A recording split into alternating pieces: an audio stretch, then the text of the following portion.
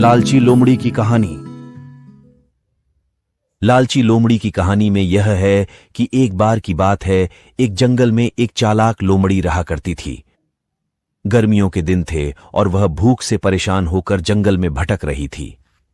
बहुत देर जंगल में भटकने के बाद लोमड़ी को एक खरगोश मिला।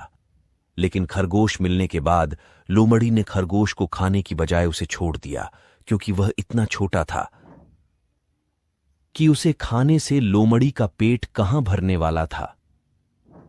इसके बाद लोमड़ी आगे बढ़ी, फिर से जंगल में भटकने लगी।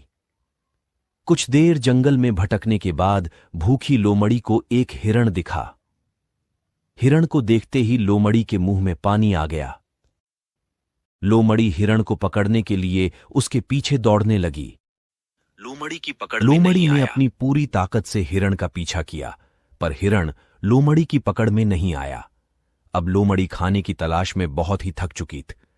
जब लोमड़ी के हाथ हिरण भी नहीं लगा तो लोमड़ी सोचने लगी कि अच्छा होता वह छोटे से खरगोश को ही खा लेती जिसको उसने छोड़ा था। कुछ देर आराम करने के बाद लोमड़ी खरगोश को ढूंढने के लिए फिर से जंगल में भटकने लगी। जंगल में खरगोश को ढूंढते हुए लोमड़ी वहां पहुंची जहां उसने खरगोश को देखा था, लेकिन लोमड़ी को वहां खरगोश नहीं दिखा।